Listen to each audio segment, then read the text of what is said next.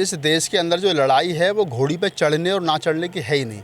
ये जो लोग घोड़ी पे चढ़ने से लोगों को रोक रहे हैं ये मूर्ख हैं, और जो लोग घोड़ी पर चढ़ने की जिद कर रहे हैं ये महामूर्ख हैं। लोगों को पढ़ना चाहिए, लिखना चाहिए। ज़माना दूसरे तरीके से हो गया है, मतलब कोर्ट मैरिज हो रही हैं, लोग लिव इन रिलेशनशिप में रह रहे हैं, सब कुछ हो रहा है। हम लोग इतने मॉडर्न हो गए हैं और आज भी हम लोग जो है वो घोड़ी पर चढ़ने के लिए मतलब इतने उत्सुक हो रहे हैं कि रोज़ हमारी बेइज्जती हो रही है, सब कुछ हो रहा है। भाई घोड़ी पर अगर तुम लोग ना ही चढ़ोगे तो कोई आफत थोड़ी आ जाएगी। मैं तो ये कह रहा हूँ, मैं घोड़ी पर नहीं चढ़ा के मेरी घरवाली चलेगी छोड़ करके। ये जो लोग खामों का बेमतलब राजस्थान वगैरह जैसे अभी बांदी कुई की घटना आपने बताई है कि बांदी कुई में 3 दलित दूल्हों को घोड़ी पर चढ़ने से जो सवर्ण समाज के लोग थे उन्होंने रोका। पहली बात तो हर आदमी को अपने तरीके से अपनी खुशी का इजहार करने का संवैधानिक राइट्स है, तो जो लोग रोक रहे हैं वो गैर संवैधानिक काम कर रहे हैं, उनके खिलाफ कानूनी कार्रवाई होनी चाहिए। पहली बात तो ये होगी।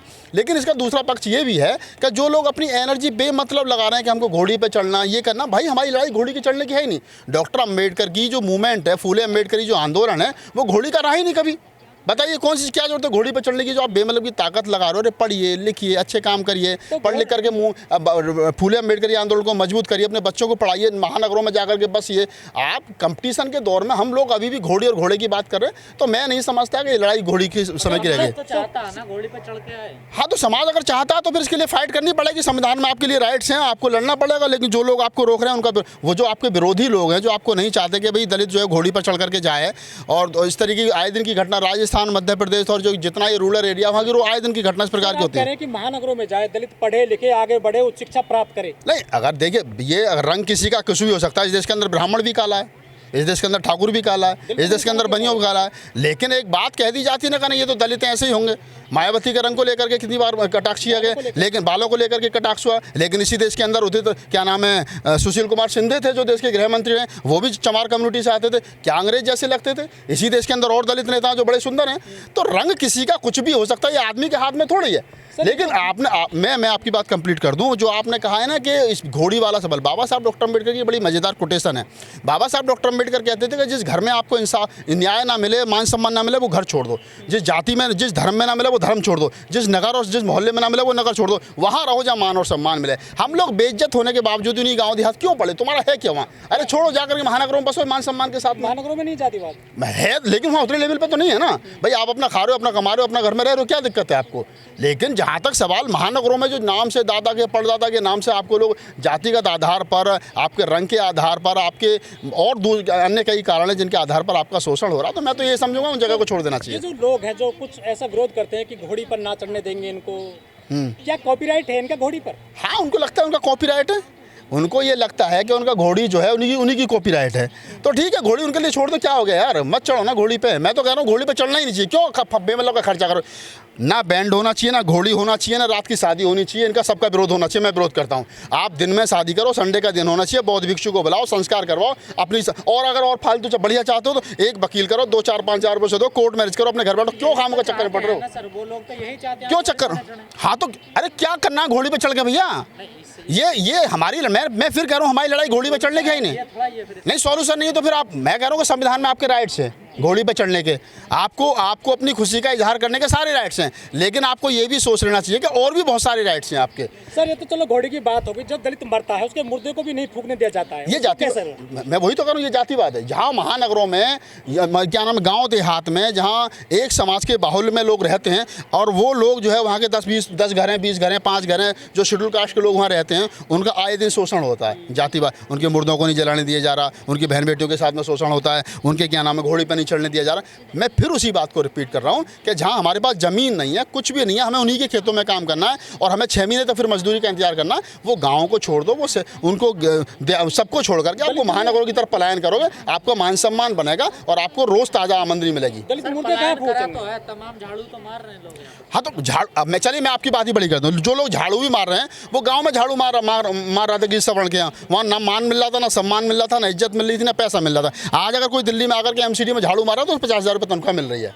वो सब जब सुबह को झाड़ू मारा तो उसको भी लोग उसी सम्मान से, ऐसा नहीं है, रेस्पेक्ट नहीं मिल रहा। अरे रेस्पेक्ट तो हमें कह रहा है बाबा साहब डॉक्टर अम्बेडकर ने कहा, मैं नहीं कह रहा। बाबा साहब कहते हैं कि जिन कामों के कारण लोग आपसे घृणा करते वो काम छोड़ दो। क्यों नहीं छोड़ पा रहे हम आज तक झाड़ू?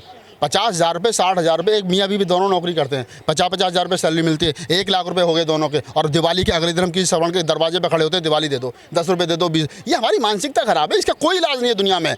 इसी देश के अंदर 12-15 हज़ार रुपये की एटीएम पे चौकीदार की नौकरी करने वाला आदमी दिल्ली जैसे महानगर में अपने बच्चों को बढ़िया प्राइवेट पढ़ा रहा लिखा रहा, वो कहीं मांगने नहीं जाता। 12,000-14,000 में काम चला रहा है। लेकिन हमारे ही समाज के शेड्यूल कास्ट के लोग हैं, वाल्मीकि समाज के, कि 1 लाख रुपये तनख्वाह मिलती है, दोनों पति पत्नी को, ना वो बच्चों को पढ़ा पा रहे हैं, ना अच्छा मान सम्मान के साथ में सोसाइटी में रह रहे हैं, और दिवाली के अगले दिन या होली के अगले दिन, अन्य किसी पर्व के अगले दिन दूसरों के घर खड़े मिलते हैं, लाओ जी रात का बासी खाना दे दो और हमें ये दे दो। तो ये हमारी सोच है। हमको खुद अपना विकास करना पड़ेगा। दूसरे शोषण हमारा इसलिए कर रहे हैं कि हम उनको मौका दे रहे हैं। मौका देना बंद कर दो, मेरा तो शोषण नहीं हुआ आज तक, आपका तो नहीं हुआ, क्यों? हम उनसे ज़्यादा अच्छा खाते हैं, उनसे ज़्यादा अच्छा पहने, उनसे ज़्यादा पढ़े लिखे हैं, उनसे ज़्यादा हमारा बात करने का अपना तरीका है, हमसे लोग सारा। तो ये हमको खुद अपने सेल्फ रेस्पेक्ट क्या है, सेल्फ रेस्पेक्ट हमको खुद समझनी पड़ेगी। हम लोगों को है ही नहीं, दूसरा हमसे बोल दे तो ये ऐसे हो गया, लेकिन हमको खुद भी तो समझ लें कि हम किस रास्ते पर चल रहे हैं। देखो जी, कानून के साथ साथ में हमारी और भी मांगे थी, तो उन मांगों को भी अगर अब प्रधानमंत्री जी हमारी बात जो उन्होंने अपने आप कही किसान के बारे में, अगर वो उन मांगों पर भी गौर करें, इनका निस्तारण कर दें तो बात ही निमट जाए।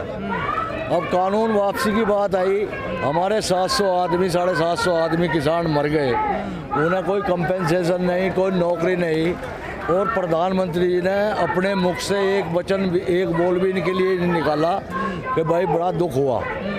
और जी माफ़ी तो मांगी ना, देखो जी, माफ़ी तो हम भी मांग लेंगे, ऐसी कोई बात नहीं। प्रधानमंत्री जी से माफ़ी मंगवाने में हम अपनी शान नहीं समझते, हम उनसे माफ़ी मांग लेंगे, वो देश के प्रधानमंत्री है, हम उसमें राजी नहीं है भाई वो माफ़ी मांगे, हम माफ़ी मांग लेंगे। जो हमारी डिमांड कृषकों की है और जो उन्होंने अपने घोषणा पत्र में 14 मिनट में कही थी, वे उन सभी बातों को पूरी करके और अपनी बात को आगे बढ़ाओ, अपना राजकाज करें। अब लोगों को यहाँ मर रहे साल भर हो गया, अब देखो वैसे तो ये जानेंगे नहीं हम लोग, हम जाएंगे तो काम वो पूरा ही करके। लेकिन जो बड़ी मांग थी वो तो पूरी हो गई। नहीं, बड़ी मांग के साथ में छोटी भी तो रहे जी। छोटी मांग जो MSP की जो है यो सबसे अहम है। अगर यो मांग पूरी हो जाए तो कानून स्वतः ही अपने आप समाप्त हो जाएगा। हाँ जी, तो कई नेताओं ने कहा था कि हमें अगर खरीद की गारंटी मिल जाए, MSP पे कानून बन जाए, तो इन कानूनों के कोई मायने नहीं बचेंगे। हाँ जी, हाँ बिल्कुल सही है बात यो। देखो, जो अगर MSP की गारंटी दे दें श्रीमान नरेंद्र मोदी अपने कथानुसार, अगर वे इसकी गारंटी दे, कानून का कोई वजूद नहीं रहने का। अब आगे क्या रहेगा सर? देखो जी, आगे हमारा यही है। देखो, देश आज़ाद हुए 70 साल हो गए और विपक्ष ने कुछ नहीं करा। हम आपके सिर ये सेहरा बांध देंगे कि आपने किसानों के लिए सब कुछ करा, लेकिन जो बात आपने घोषणा पत्र में कही थी, लागत का 1.5 गुना मूल्य, स्वामीनाथन आयोग की सिफारिश लागू करूँगा और गन्ने का इतना भाव दूंगा, ये अपनी किसी भी बात पर हमारे श्रीमान प्रधानमंत्री नरेंद्र मोदी जी पूरी नहीं कर सके। तो इस बात का हमें दुख है कि प्रधानमंत्री एक ऐसे मंच से खड़े होकर जो चुनाव से पहले चुनावी वादा कर आए थे और वो उन्होंने 7 साल तक भी पूरा नहीं करा। भरोसा खो दिया क्या प्रधानमंत्री? हाँ जी, प्रधानमंत्री जी ने भरोसा खो दिया। गूगल पर हमने सर्च करा, उस पर दिया भाई इस वर्ल्ड का सबसे झूठा आदमी कौन है, तो हमारे प्रधानमंत्री का नाम आया, दूसरा नाम डोनाल्ड ट्रम्प का आया। तो ये अच्छी बात नहीं है। 1 साल क्यों लग गया सरकार को अगर कानून वापस ही करने थे तो? दरअसल में सरकार ये सोच रही थी, पत्रकार बंधु, कि ये किसान है थक के हार के लौट जाने, लेकिन ऐसा नहीं है। इन्हें आप जितना भी कसोगे कसौटी पे, उतना ही ये खरा उतरते जाएंगे। देखो, थकने के नहीं हम। ये चुनाव का डर था, यूपी में चुनाव है 5 राज्यों में। नहीं, चुनाव तो देखो जी 5 साल में आवे ही आवे। ये तो चुनाव से वैसे भी हमारी मांग थी, चुनाव को तो हम साथ में जोड़ रहे भाई, चुनाव में आपको इसका हिसाब किताब करना पड़ेगा। अगर चुनाव भी ना हो तो हमारी मांग तो ये कंपलसरी है ही भाई, लागत का 1.5 गुना मूल्य और भाई स्वामीनाथन आयोग की सिफारिश जो आपने अपने घोषणा पत्र में कही थी उसे निकाल लो। और आपने तो ये भी कहा था नुको जी 15-15 लाख रुपए दूंगा। अब वो आपके जो हमारे गृह मंत्री हैं वे कह रहे थे, जुमला था, कितने शर्म की बात है। एक जिम्मेदार पद पर रहते हुए एक शक्तिशाली आदमी इस तरह की बात कह रहा है कि गांव में भी कोई आदमी नहीं कह सकता। भाई ये बात जुमला है जो उन्होंने अपने। अभी नहीं जाओगे अगर आप? नहीं जी नहीं, जितना हमारी तो हमारी मांग सब वाजिब है, कोई गैर वाजिब मांग हमारी नहीं है। जो मांगे इन्होंने हमें बताई हम उसी को दोहरा रहे और उसी मांग को ये हमारी पूरी कर दें, हम अपने घर चले जाएंगे।